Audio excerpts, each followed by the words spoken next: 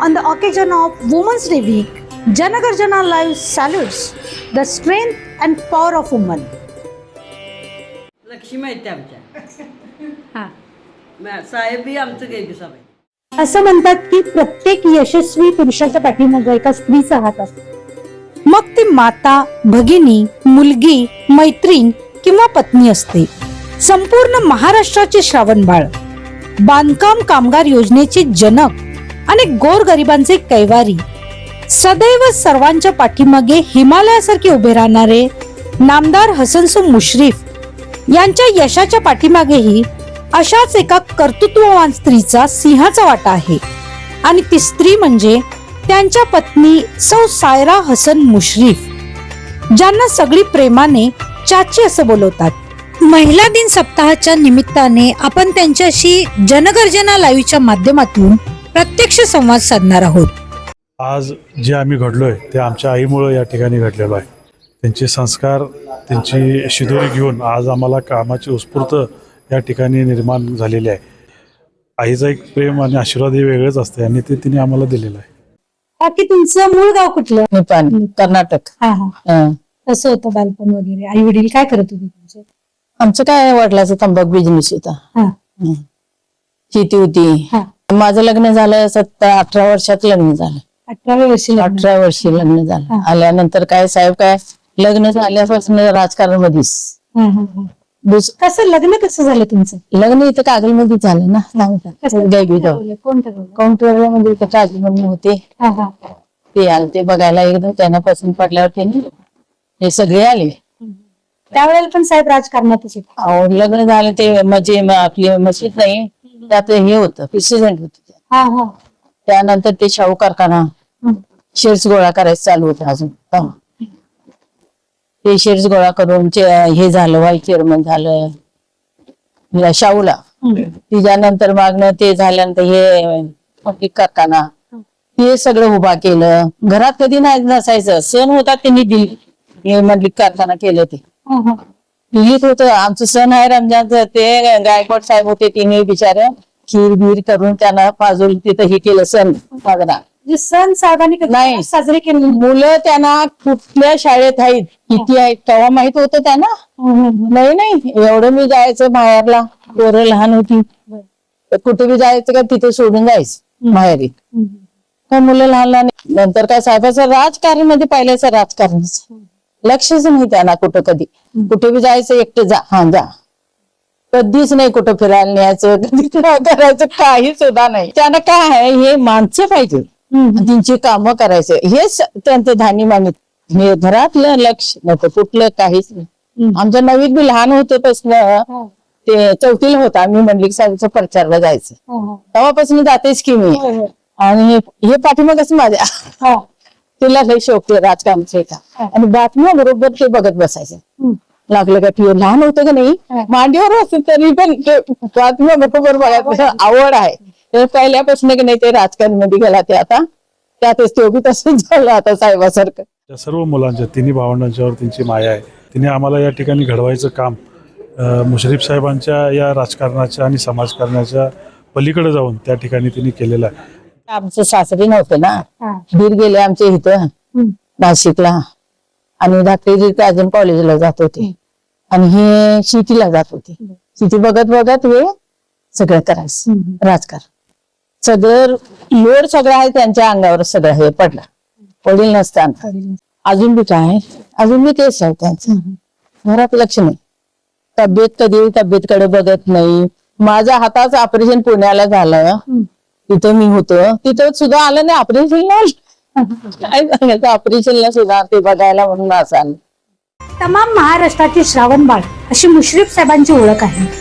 पण जनसेवेमुळे आपल्या स्वतःच्या पत्नीचं ऑपरेशन झालं असतानाही साहेब त्यांच्या ऑपरेशन वेळी सोडा, पण त्यांना बघायलाही त्या ठिकाणी जाऊ शकले नाही. तरीही या मायमाऊलीनं कधीही साहेबांकडे कोणतीही तक्रार केली नाही. साहेबांना जनता हीच आपलं कुटुंब तसंच आहे. जनता हे कुटुंब त्यांचं. ते असेल तुम्ही काय बी करा, काय वाटेल ते म्हणते तेच. बाहेरगावी बी जावा, इकडेच लक्ष ते सगळं. कोण काय जनताच घरचं बघणार नाही. मग हे सगळं करताना तुमच्यावर ताण पडत होता. तीन पडलं की मुलं. काय करायचं? कसं केलं तुम्ही? कसं मॅनेज केलं? केलं की कसं मॅनेज करायला लागतंय, काय करायचं केलं. हो का नाही?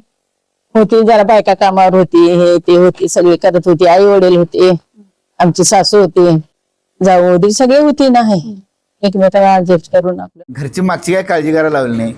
चाचीने शेती घर सगळं चाचीने सांभाळलं. ते काय घरातही असल्यासारखं आम्हाला वागणूक घरात घरच्या मेंबर सारखी देतात सगळ्या. तुम्ही अगदी सर्वसामान्य महिला असून तुम्ही मुलांना टॉप केलं. मुला किती संस्कार केले? संस्कृत मध्ये मी त्यांना काय बाहेर जास्त लावून देत नव्हतं. शाळेला गेलं काय वेळेवर साहेबाचा फोन यायचा, पोरच्या एवढं मात्र यायचा. पोरं घरात आहेत म्हणजे लक्ष असायचं साहेब. म्हणजे 8 वाजता मुलं घरात पाहिजे त्यांचं होतं आणि पोरं वडिलांना ड्युटी. अजून बी पोरं असं वर करून बोलत नाही, असं खाली समोर उभारत नाही, भिवून पडते एवढी मोठी पोरं होऊन. पहिल्यापासून कडक स्वभाव त्यांनी कुठलंही नाद नाही, का सुपारी कणका नाही, काय नाही. पोरं मात्र माझी आहेत. मुलगी काय येते साहेब तुम्हाला माहित असेल गेली 35-40 वर्ष समाजकारणात राजकारणात आहे. तर हे सगळा गाडा घरातला चालवायचं काम हे आमच्या आईने केलेलं आहे.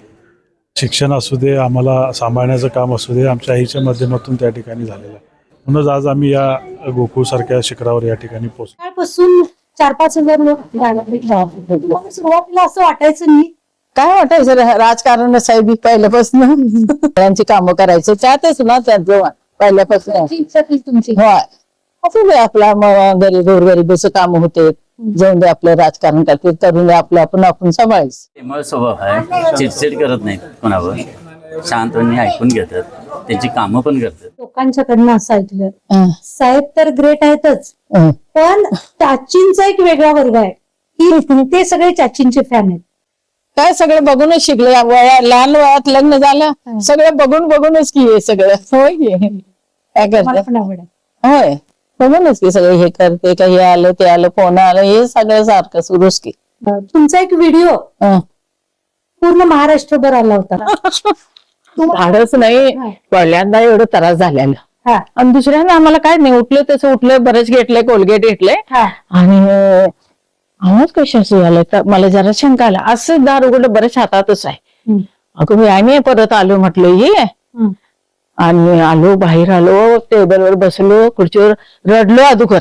कशाला रे बाबा, आणि तुम्ही आला म्हणून आता हे त्रास द्यायला. मुलं आमची अजून लहान लहान सगळी, मुलं आमची भिवून गार सगळी. आल्याला बोललो, रडलो आणि सण बसलो. माझ्या डोक्यात काय आलं, ते एक माणसाला रक्त लई आलत, ती बरं दाखवालत, रडालता ना ते आपण. म्हणून काय बाई ते काय ऐकणं झालंय, त्याला थांबवा तर काय तर करा म्हणून बोलायसाठी बाहेर गेलं काय ते माईकवाली सगळे आली. म्हणून म्हटलं कंटा काहून बोललो की तुम्ही घाला. खरंच की मला लई संतापलं त्या दिवशी. लई हे बरोबर नाही ना. आणि एवढं माणूस रात्र दिवस काम करतय, कवा बायको म्हटलं नाही, कधी मुलं म्हटलं नाही, कधी काही म्हटलं नाही, घर म्हटलं नाही, नुसतं उठायचं जनता करा बाई म्हणताय आम्ही. खरं आम्हाला का त्रास होय का नाही. लई त्या दिवशी मला त्रास झाला, म्हणून ते जाऊन तिथे बोललो ते. साहेब हे सगळ्यांचे श्रावण बाळ आहेत. होय सगळ्यांच्या पाठीमागे ते हिमालयाच्या सारखं उभारतात. त्यांच्या पाठीमागे तुम्ही खंबीरपणाने उभे आहे. एक नवरा म्हणून ते कसे आहेत सांगा. नवरा म्हणजे आहे तसं काय, आता काय मुलाबरोबर प्रेम असतं, ह्यांच्याबरोबर असते काय नाही, आहे ते जरा थोडंच तेवढं लक्ष. किती 5 मिनिट बोलायचं सुटायचं, वेळ देतात तुम्ही? काय नाही, वेळ नाही, काय नाही. कुठं काय आता आंघोळ काय जाते तात झालं गेलं. याचं दुपारी 2 शब्द काय रानातलं काय घेतलं तिथलंच बोलणार मी. रानात शेती मीच बघते ना, कोण बघत नाही, काय नाही. जाते जरा इकडे तिकडे करते, आपण बोलते, त्यांचं ध्यान सगळं ते ह्यात आहे. हिमालयासारखं महाराष्ट्राच्या पाठीमागे उभारणारा एक खंबीर नेता हसन मुश्रीफ यांच्या पाठीमागे त्या कशा उभारल्या? अरे बघा, मी दिवसभर बाहेर असतो राजकारणात. आता घरातलं काम, मुलांचा सांभाळ आणि शेती तीच बघते. बर मला घरातलं काहीच माहिती नसते. आता असं पुरुषामागे एखादी अशी स्त्री असल्याशिवाय पुरुष यशस्वी होत नाही. कशी साथ दिली त्यांनी एवढ्या वर्षात तुम्हाला? आता कशी दिली, आता 40-60 वर्षाचा इतिहास कसं सांगू, 50 वर्षाचा इतिहास आहे. काय काय वाटतंय त्यांच्याबद्दल? तुम्हाला अभिमान वाटतो? होय अभिनव वाटतंय. माणूस एवढं गोरगरिबाचं काम होते असून दे म्हटले, जाऊन दे. पहिल्यापासून आता करत आलेत त्यांना ते हेच आहे ना. तसंच नवीदला बी आता आवड आहे बघा आमच्या. नवीद भाई आता एवढ्या मोठ्या टॉपला पोहोचले, होय. त्यामुळे सगळीजण तुमच्याकडे एक आदर्श माता म्हणून पण बघतात. नाही खरंच की तिला पहिल्यापासून राजकारणाची सवय काय कळतच नव्हतं तिचं. आम्ही म्हटलं हे राजकारण की एवढा मोठा परिवार सांभाळताना कसं ताळमेळ कसा बसवतात? बसत नाही असंच की. एवढ्या सुना इकडे करायचं तिकडे करायचं, तिचं बघायचं सुरूच असतंय माझं काम. मला बसू वाटत नाही, हेच करत बसते. कारखान्यात काय बाबा ऊस कुठं पत्र आलाय, खुडवे कुठं पत्र काय आलंय, सगळं म्हणजे साखरची आवक किती, इथून बाबा बघ्यास ह्या बाबतीत सगळं मॅडम विचारत असतं सगळे बाबा कुठं पत्र काय. जेवढं अधिकाऱ्यांचं ज्ञान नाही ते स्वतः मॅडमांना ज्ञान आहे. ते बघितलं की ते ओळखतात की बाबा इथं काय कमी पडतंय, काय द्यायला लागतंय. महिलांना काय संदेश द्या? महिलांना काय म्हणते मी, पुरुषा पाठीमाग महिला असले तरच पुरुष पुढे जात आहे का नाही. तर महिलांनी सक्षम करावं सगळ्यांना, की आपल्या आपल्या नवऱ्यानी पाठीमध्ये द्यावं, व्यवस्थित आपलं लक्ष देऊन आपलं काम करावं आहे का नाही. सारे व्यवस्थित चालणार. अशी स्त्री असल्यावर काय होते आपल्या जीवनात? काय काय सांगा? असते की आपण निष्काळजीपणानं काम करतो, जनतेची सेवा करण्यासाठी. अशा प्रकारचं एक माझं भक्कम पाठबळ असेल तर जनतेची सेवा अतिशय चांगल्या पद्धतीने, नाही तर घरातलीच काळजी लागली, पोराबाळांचीच काळजी लागली, मग जनतेची सेवा कशी होणार. तर जनतेची सेवा करण्यामध्ये फार मोठा हिस्सा माझ्या पत्नीचा आहे. साहेब, आता आज आम्ही सकाळी बघितलं 1000 लोक रोज तुमच्याकडे असतात, तुमच्या दरबारामध्ये तुमच्याकडे आशेने आलेले असतात. आणि अशा वेळी तुमच्या पत्नीनं असं कधी तुम्हाला म्हटलं नाही की तुम्ही लोकांच्याकडेच लक्ष देताय, माझ्याकडे नाही, संसाराकडे नाही? तुला खरं सांगून नंतर मी खाजगी सगळं सांगेन. जनगर्जना लाईव्ह साठी कॅमेरामन जय्यद सय्यद सह लता पालकर, गडिंग्लज.